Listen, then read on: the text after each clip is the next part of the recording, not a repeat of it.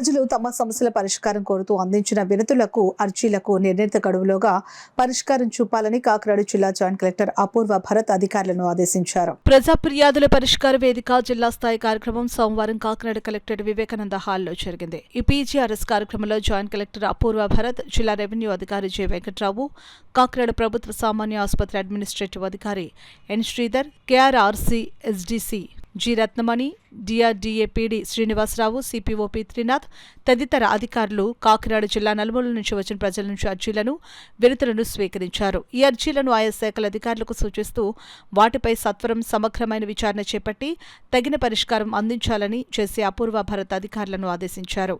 ఈ సందర్భంగా జేసీ అపూర్వ భరత్ మాట్లాడుతూ రాష్ట్ర ప్రభుత్వం ప్రతి సోమవారం ప్రతిష్టాత్మకంగా పీజీఆర్ఎస్ కార్యక్రమాన్ని నిర్వహిస్తోందని అన్నారు.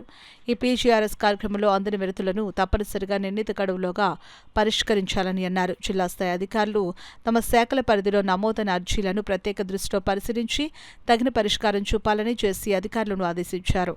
ఈ కార్యక్రమంలో వివిధ శాఖల జిల్లా స్థాయి అధికారులు, కలెక్టరేట్ విభాగాల అధిపతులు తదితరులు పాల్గొన్నారు.